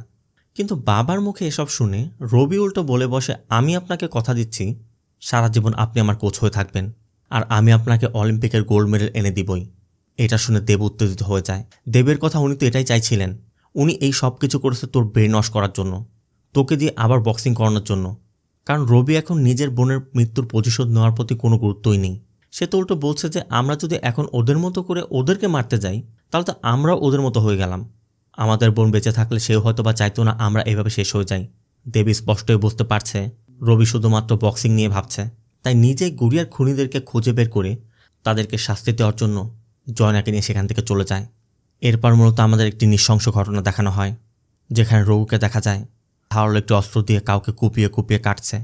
এমনকি এরপর ব্যাগ ভর্তি করে জঙ্গলের ভিতর জলাশয়ের মধ্যে ফেলে দেয়। রঘু মূলত কাকে কাটলো আর কী জন্য কাটলো এটা জানতে এই ঘটনার 36 ঘন্টা পূর্বে যেতে হবে। রঘু যেহেতু তার ক্লাবটি বিক্রি করে দিয়েছে, তাই সব কিছু বুঝিয়ে দিয়ে রঘু শেষবারের মতো চেষ্টা করতে রবিকে নিয়ে এনএসআইতে গিয়ে ওই কোচের সাথে কথা বলে। তারা কোচকে যথেষ্ট বোঝানোর চেষ্টা করে যে রবি একটা ভুল করে ফেলেছে, কী জন্য করেছে সেটাও তারা জানে, তাই রবিকে যেন একটা সুযোগ দেয়া হয়। কিন্তু কোচের জন্য সবাই সমান, সে কোনোভাবেই সুযোগ দিতে চাইছিল না। রবি তখন যথাসাধ্য তাকে বোঝানোর চেষ্টা করে, তারপরও শেষমেশ সে রবিকে বের করে দেয়। অন্যদিকে দেব ও জয়নাকে নিয়ে দিনোর খোঁজ করছে, কারণ কপিল হিসারের কথা বলেছিল। কিন্তু হিসার গিয়ে কিভাবে তারা খুঁজবে?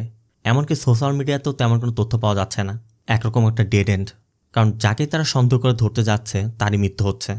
জয়না তখন বুদ্ধি দেয় যে আমরা গুড়িয়ার থেকে আবার স্টার্ট করতে পারি, যে গুড়িয়া যেখানে থাকতো বা গুড়িয়ার ব্যবহৃত জিনিসপত্র, সেই সকল কিছুর থেকে কোনো ক্লু আমরা পেতে পারি। তবে এই জন্য তাদের বাড়িতে আসতে হবে। এদিকে এনএসআই থেকে প্রত্যাখ্যান করার পর রঘু রবিকে নিয়ে তার বাবার পুরাতন বাড়িতে চলে আসে, যেটা এখনও পর্যন্ত সে বিক্রি করেনি। একসময় তারা এই বাড়িতেই থাকতো, আর এখন এই বাড়ি থেকেই সে রবিকে ট্রেনিং দিয়ে পরবর্তী অলিম্পিকের জন্য তৈরি করা প্ল্যান করে। কারণ এই অলিম্পিক না পেলেও 4 বছর পর আবার তো হবে, তখন না হয় সে পার্টিসিপেট করতে পারবে। আবার অন্যদিকে ডিএসপি যে অরবিন্দকে সাসপেন্ড করেছে, অরবিন্দ এই বিষয়টি এখনও পর্যন্ত ভারতীকে কিছু জানায়নি। এই জন্য বাড়িতে না গিয়ে তার এসআইয়ের সাথে ড্রিঙ্ক করছিল। সে চাচ্ছিল কাল বাড়িতে গিয়ে জানাবে, কারণ আজ তো মন খারাপ। এর মধ্যে আবার ভারতী কল করলে অরবিন্দ ভারতীকে বলে যে আমি আজ আসবো না, আমার এসআইয়ের সাথে ড্রিঙ্ক করছি, কাল সকালে ফিরব। ভারতীও তখন এই সুযোগটি কাজে লাগায়। ভারতীর সাথে সাথে রবিকে কল করে রবির সাথে দেখা করে, এমনকি গাড়ির মধ্যে তারা ফিজিক্যালও করে। আর এরপরই ভারতী কথায় কথায় রবিকে বলে যে একসময় ভারতীর সাথে যেটা হয়েছিল, মানে বিভিন্ন এজেন্টরা তাদের গ্রামে গিয়ে তাদেরকে নিয়ে এসে বিক্রি করে দিত, মানে টাকার বিনিময়ে যে বিয়ে করতে হতো, ভারতী এখন সেটাই শুরু করেছে। আর ভারতী যে মাঝে মধ্যে ঝাড়খণ্ড চায়, সেটা তার বাবা মাকে দেখতে নয়, কারণ নিজেই এখন এজেন্ট হয়ে সে ওই সকল মেয়েদের বাড়িতে গিয়ে তাদেরকে রাজি করিয়ে মেয়েদেরকে এখানে এনে বিয়ে দিয়ে দিচ্ছে। ভারতীর মুখে এটা শোনার পরই রবির মধ্যে একটা শক লাগে, কারণ রবি তো ভারতীর দুঃখ কষ্টের কথা জানতে পেরে মনে করেছিল ভারতীর জীবনটা হয়তোবা নষ্ট হয়ে গেছে। আর এখন ভারতী কেন ওইসব নিষ্পাপ মেয়েদেরকে এভাবে এনে বিক্রি করে দিচ্ছে, তাদের জীবন নষ্ট করে ফেলছে। কিন্তু ভারতীর কথা আমি ওদের জীবন বদলে দিচ্ছি, ওরা অসহায়, ওদের পরিবার বা ওদের আশেপাশে যারা আছে তাদের হাত থেকে আমি ওদেরকে রক্ষা করছি। আর আমারও তো একটা জীবন আছে। অরবিন্দের বিষয় সবাই জানে, তারপর তো আমি ওর সাথে সংসার করছি, আমার তো কিছু ইচ্ছা আছে, চাহিদা আছে। ভারতী তার নুপুরটিও দেখায় যে এই নুপুরটি আসল রূপার, কিন্তু তোমার বন্ধুর কাছে বলতে হয়েছে এটা নকল। আমি আমার নিজের উপার্জনের টাকা দিয়ে কিনেছি, এটা আমার সাইড বিজনেস। তো ভারতীর মুখে সব কিছু শোনার পর পরিস্থিতিটা বুঝতে পেরে তাকে বুকে জড়িয়ে নেয়। তো সিন চলে যায় পরবর্তী দিন সকালে। রাতভর দুজন মিলে ড্রিঙ্ক করার পর সকালবেলা ঘুম ভাঙতেই এসআই অরবিন্দকে তার বাড়িতে ড্রপ করতে যাচ্ছিল। আবার এদিকে সকাল হতে রবিও জগিংয়ের জন্য বের হয়ে যায়। ঠিক তখনই গুড়িয়ার জিনিসপত্র চেক করতে দেব আর জয়না আসে। তারা গুড়িয়ার যে জিনিসপত্র ছিল সবগুলো চেক করতে শুরু করে, কিন্তু কোনোভাবে কোনো ক্লু খুঁজে পাচ্ছিল না যে এর মধ্যে কি থাকতে পারে। জয়না এর মধ্যে একটি ড্রয়িং বুক পায়, যার মধ্যে নিশি লেখা। দেব ধারণা করে হয়তোবা গুড়িয়ার কোনো বান্ধবীর হতে পারে। আর এভাবে খুঁজতে খুঁজতে একটি হিস্টোরি বইয়ের মধ্যে একটা পিকচার দেখেই দেব একটি ক্লু খুঁজে পায়। দেব জয়নাকে কোনো কিছু না বলেই দ্রুত বের হয়ে যাচ্ছিল। ঠিক তখনই গাড়ির চাবি দেখে তারা রবির গাড়িটি নিয়ে সোজা অরবিন্দের বাড়িতে চলে যায়। এতক্ষণে এসআই অরবিন্দকে তার বাড়ির সামনে ড্রপ করে দিয়েছে। তবে বাড়ির মধ্যে ঢোকার আগেই দেব অরবিন্দকে বলে এতদিন তারা ভুল জায়গায় খুঁজেছে, কারণ কপিল তাদেরকে হিসারের কথা বলেছিল যে দিনোকে হিসারে পাওয়া যাবে। তারা তো মনে করেছিল হিসার যেতে হবে, কিন্তু তারা ভুলেই গিয়েছিল যে তাদের এখানেও একটা হিসার আছে। মূলত ব্রিটিশ আমলের পুরাতন যে মিলিটারি বাংলোগুলো আছে ওইগুলোকে তারা হিসার বলে থাকে। আর এমন একটা বাংলো এখানে আছে যেটা পতিতালয় হিসেবে ব্যবহার করা হয়। তার মানে সেখানে গেলে হয়তোবা দিনোকে পাওয়া যাবে। তাই দ্রুত তারা ওই জায়গার উদ্দেশ্যে বেরিয়ে যায়। তবে ওখানে পৌঁছাতে হলে কিছুটা পথ নদীপথে যেতে হবে। এই জন্য তারা যখন গাড়ি থেকে নামছিল ঠিক তখনই অরবিন্দ গাড়ির মধ্যে ভারতীর নূপুর পায়। অরবিন্দ এই নূপুরটা ভারতীর পায়ে আগেও দেখেছিল। তার প্রশ্ন এই নূপুর এই গাড়িতে কী করে এলো? সে তো দেবকে সন্দেহ করছিল। দেবের কথা আমি কি করে বলবো? গাড়ি রবিকে জিজ্ঞেস করো। এটা শোনার পর অরবিন্দ স্পষ্ট বুঝতে পারে যে আসলে তার গোপনে কী হচ্ছে। তাই অরবিন্দ দেবদের সাথে আর এক চুলো না গিয়ে সোজা বাড়ির উদ্দেশ্যে রওনা হয়ে যায়। দেবও ভালো করে জানে যে দিনোকে ধরতে না পারলেও পালিয়ে যেতে পারে। তাই অরবিন্দকে পিছু না করে সে জয়নাকে নিয়ে ওই জায়গায় চলে যায়। দেব জয়নাকে বাইরে রেখে ওই পতিতালয়ের মধ্যে ঢোকে, আর সেখানে একটি প্রস্টিটিউটের কাছে গিয়ে দিনোর ফটো দেখে জানতে চায় যে ওকে কোথায় পাওয়া যাবে। তখন ওই প্রস্টিটিউটের বলার নির্দেশনা মতো দেব অন্য ঘরের মধ্যে দিনোকে পেয়েও যায়। তবে দিনোর কাছে যখন জানতে চায় যে কে আসলে তাকে কন্ট্যাক্ট দিয়েছিল, দিনো তার নাম বলে ওঠার আগেই দিনোর গলা দিয়ে রক্ত এসে সে মারা যায়। এরপরই ওইখানে থাকা যে প্রস্টিটিউট মেয়েটি ছিল সে জানায় কোনো একটি মেয়ে দিনোর ড্রিঙ্কের মধ্যে মেডিসিন মিক্স করার জন্য তাকে মেডিসিন দিয়েছিল। ওই মেডিসিন খেয়ে দিনুর মৃত্যু হয়েছে। দেব এই মেয়েটির সাথে কথা বলে জানতে পারে যে এই মেয়েটির নাম নিশি। তখনই তার মনে পড়ে গুড়িয়ার ড্রয়িং বুকের মধ্যেই নিশি নাম লেখা ছিল। তার মানে গুড়িয়ার খুনের সাথে ওর কোনো কানেকশন নিশ্চয় আছে। তবে এর মধ্যে সেখানে লোকজন এসে পড়ায় দেব বহু কষ্টে জয়নাকে নিয়ে ওখান থেকে পালায়। এদিকে অরবিন্দকে দেখা যায় বাড়ির খুব কাছাকাছি পৌঁছে গেছে। বাড়ির ঠিক সামনে দিয়ে একটি বিয়ের পার্টি যাচ্ছিল। তারা গান বাজনা করছিল, গুলি করছিল, মানে একরকম আনন্দ করছিল আর কি। অরবিন্দ বাড়িতে গিয়ে ভারতীকে ওই নূপুরটি দেখায়, যেটা দেখে ভারতী বলছিল এটা তুমি কোথায় পেলে, হারিয়ে গিয়েছিল। অরবিন্দ তখন রবির গাড়ির কথা বলে, আর এটা শোনার পরই ভারতী বুঝতে পারে অরবিন্দ সব বুঝে গেছে। ভারতী অরবিন্দকে বোঝার চেষ্টা করে যে আমি তোমাকে ভালোবাসি, যেটা হয়েছে সেটা তার ভুল। অরবিন্দ বুঝতে পারে যে তারও একটা চাহিদা আছে, কিন্তু তাই বলে সে এমনটা করবে। অরবিন্দ মূলত এই বিষয়টা মানতে পারছিল না, তাই একসময় ভারতের গলা চেপে তাকে হত্যা করে।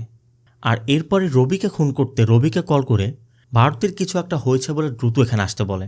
কথা মতো সাথে সাথে রবি বের হয়ে যায়। রবির বাবা রঘুও বিষয়টি লক্ষ্য করে। আবার এদিকে দেখা যায় যে ভারতী আসলে তখনও মারা যায়নি, সেন্সলেস হয়েছিল। তা অরবিন্দ যখন গান নিয়ে রবির জন্য অপেক্ষা করছিল, ভারতী তখন অরবিন্দকে হত্যা করার চেষ্টা করে। সে প্রথমে অরবিন্দর মুখে আয়রন চেপে ধরে, আর এরপর একসময় অরবিন্দর হাতের গুলিতে অরবিন্দ মারা যায়। কিছুক্ষণের মধ্যেই রবি এসে পড়ে। ভারতী রবিকে পুরো বিষয়টি বোঝায় যে আমার কিছু করার ছিল না, নিজেকে বাঁচাতে আমি বাধ্য এটা করেছি। তবে শুধুমাত্র রবি নয়, রঘুও পৌঁছে গেছে। রবিরা স্বীকার করে যে তারা ভুল করে ফেলেছিল, কিন্তু কিছু করার নেই, এখন তো তাদেরকে কোনোভাবে বাঁচতে হবে। আবার ঠিক তখনই এনএসআই থেকে ওই কোচ কল করে জানায় সে রবির কথা কনভিন্স হয়েছে, রবিকে সে আরেকটা সুযোগ দিতে চায়।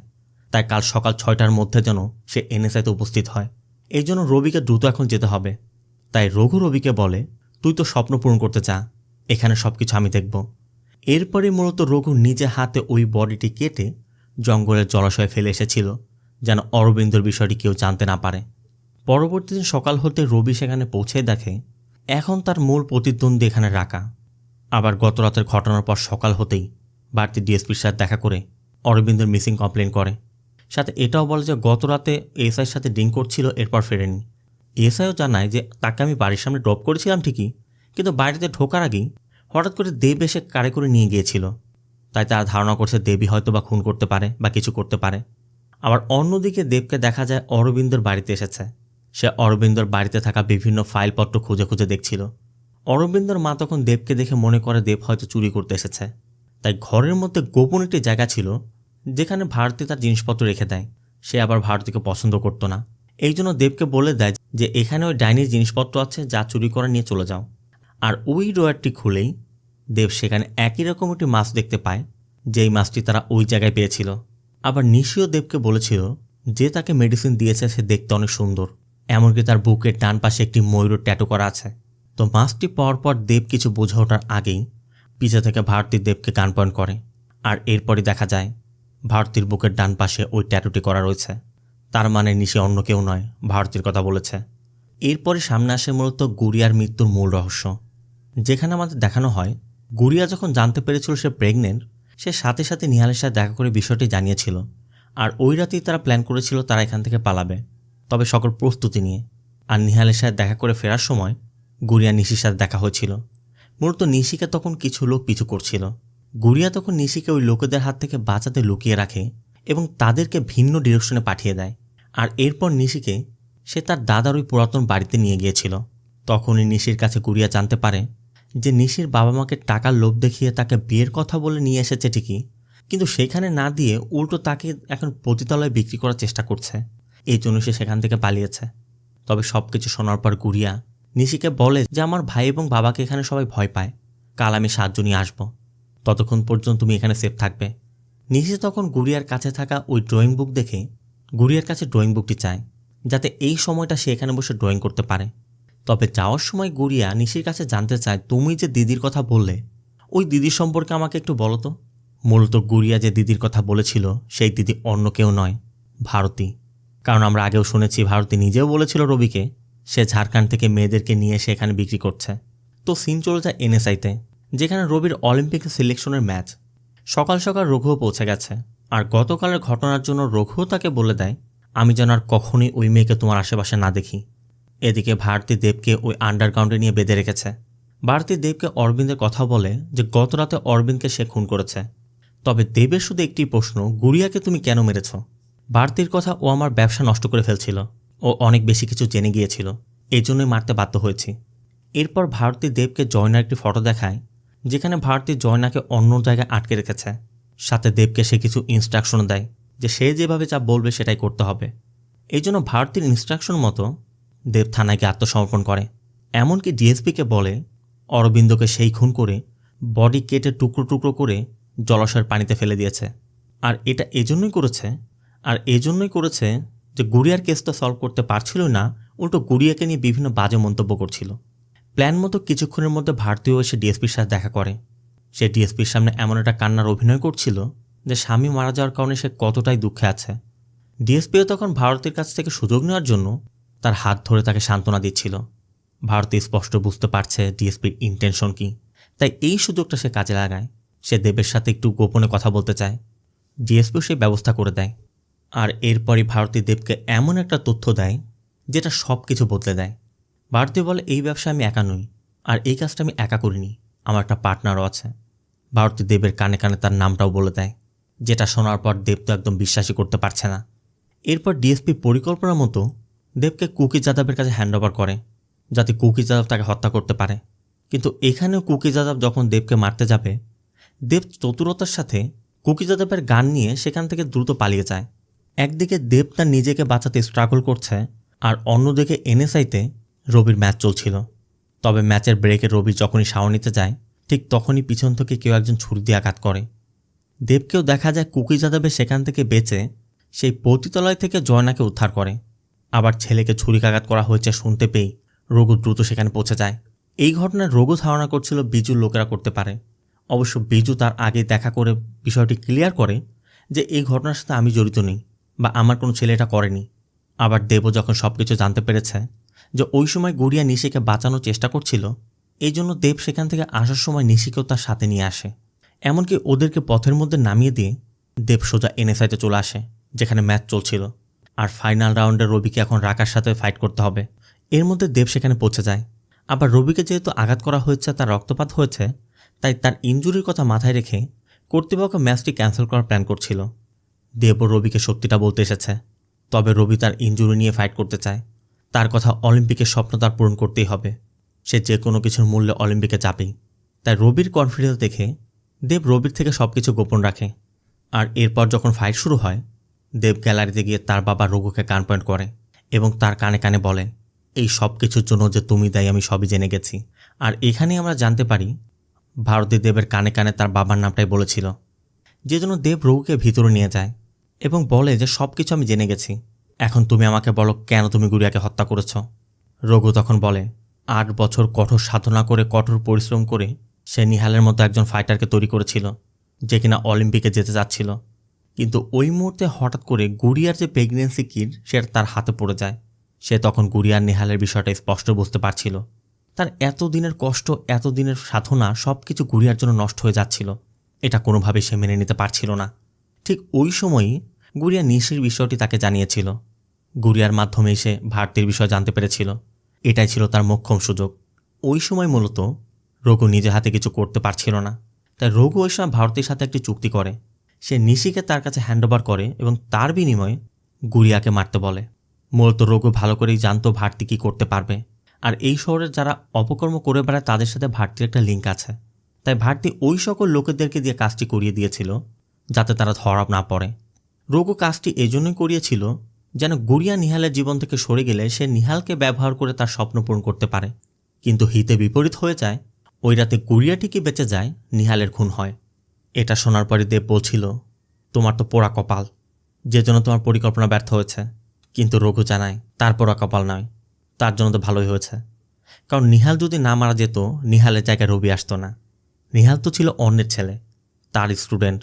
আর এখন রবি তার জন্য ফাইট করে অলিম্পিক থেকে যদি গোল্ড মেডেল আনতে পারে, সেটা তার ছেলের সাফল্য। তার মানে রবিকে এর মধ্যে ইনভলভ করা, এই পর্যন্ত নিয়ে আসা, এগুলো তার একটা মাস্টার প্ল্যান ছিল, যেটা দেব আগেই বুঝতে পেরেছিল, কিন্তু রবি বুঝতে পারেনি। কিন্তু দেবের প্রশ্ন, নিহাল তো আগেই মারা গিয়েছিল, তখনও পর্যন্ত গুড়িয়া বেঁচে ছিল, তারপরে গুড়িয়াকে কেন তুমি হত্যা করেছ? মূলত এর পিছু একটি কারণ আছে। ওই ঘটনার পর দেব আর রবি যখন চকলেট কিনতে বাইরে গিয়েছিল, মানে তারা ফিরে আসার আগ পর্যন্ত ওই সময় তো গুড়িয়ার জ্ঞান ফিরেছিল। রঘু তখন গুড়িয়ার পাশে বসেছিল। রঘু তখন কথায় কথায় গুড়িয়াকে বলেই বসে, যাকে আমি এত বছর কষ্ট করে তৈরি করলাম আমার স্বপ্ন পূরণ করার জন্য, আর তুই কিনা সেই স্বপ্ন পূরণে বাধা হয়ে দাঁড়ালি। রঘুবীরের এই সকল কথাবার্তায় গুড়িয়া একসময় স্পষ্টই বুঝতে পারে গত রাতে তাদের উপর তার বাবাই হামলা করিয়েছিল। কিন্তু রঘুবীর বারবার বিষয়টা কাটানোর চেষ্টা করছিল যে আমি কেন তোদের উপর হামলা করব, তোর বোঝার কথা ভুল হচ্ছে। কিন্তু গুড়িয়া তো স্পষ্টই বুঝতে পারছে, সে বারবার তার ভাইকে ডাকছিল। রঘুবীরও বুঝতে পারছিল গুড়িয়া হয়তোবা সব সত্যিটা প্রকাশ করে দিবে। তাই রঘুবীর একসময় গুড়িয়াকে থামানোর চেষ্টা করে, কিন্তু কোনোভাবেই যখন থামাতে পারছিল না, শেষ মুহূর্তে নিরুপায় হয়ে পাশের থেকে সিজার নিয়ে গুড়িয়ার বুকের মধ্যে ঢুকিয়ে দেয়। তার মানে ওই দিন হসপিটালে রঘুবীরই নিজ হাতে নিজের মেয়েকে হত্যা করেছিল। একদিকে রঘুবীর যখন দেবের কাছে সবকিছু প্রকাশ করছে, অন্যদিকে রিংয়ে রবি আর রাকের ফাইট চলছিল। আর শেষ পর্যন্ত রবি রাকাকে হারিয়ে অলিম্পিকের টিকিট কনফার্ম করে ফেলে, যেটা দেখার পর রঘুর মুখে হাসি ফুটে উঠেছে। মানে এত বড় জঘন্য কাজ করার পর তার মুখে হাসি, শুধুমাত্র সাফল্যের জন্য, নিজের স্বপ্ন পূরণের জন্য। কিন্তু দেব এই হাসি কখনই চিরস্থায়ী হতে দিতে চাইছে না। তার কথা, কখনই তুমি এই সাফল্য দেখে যেতে পারবে না, তোমার স্বপ্ন আমি পূরণ হতে দিব না বলেই দেব যখনই রঘুকে গান পয়েন্ট করে তখনই ডিএসপি পুলিশ নিয়ে পৌঁছে যায়। রঘু শুধু বলে এটাই শেষ নয়, এটা তো শুরু মাত্র। এরপরই একটা গুলির শব্দ হয়, কিন্তু গুলিটা কে কাকে করেছে এটা আমাদের দেখানো হয়নি। মূলত সিরিজের শেষটা এখানে করা হয়েছে। তার মানে হয়তো বা এর আরও কোনো এপিসোড আসবে, নয়তো আরও একটি সিজন আসবে। যদি প্রেডিকশনের কথা আসে, তাহলে রঘুবীর যা কিছু করেছে এই কোনো কিছুর প্রমাণ কিন্তু নেই, সব কিছু শুধুমাত্র দেবের কাছে প্রমাণ আছে। আবার অন্যদিকে ভারতীয় কিন্তু বাইরে আছে, ভারতীয় যে কাজগুলো করেছে তারও কোনো প্রমাণ রাখেনি। তাই দেব যখন রবিকে বিষয়গুলো বলবে, রবি এই কথাগুলো বিশ্বাস করবে কি না তারও কিন্তু কোনো গ্যারান্টি নেই। কারণ আগে দুই ভাইয়ের মধ্যে কিন্তু একটা ঝামেলা হয়ে আছে। কারণ একদিকে রবির ফোকাস এখন অলিম্পিকের দিকে, আর অন্যদিকে দেবের ফোকাস বোনের হত্যাকারীদের শাস্তি দেয়া। দুজন কিন্তু দুই রাস্তায় অলরেডি চলে গেছে। শেষমেশ এই দুজনের রাস্তা কোথায় গিয়ে থামবে, নাকি দুজন দুজনের শত্রু হয়ে দাঁড়াবে, এটাই কিন্তু একটা প্রশ্ন থেকে যায়।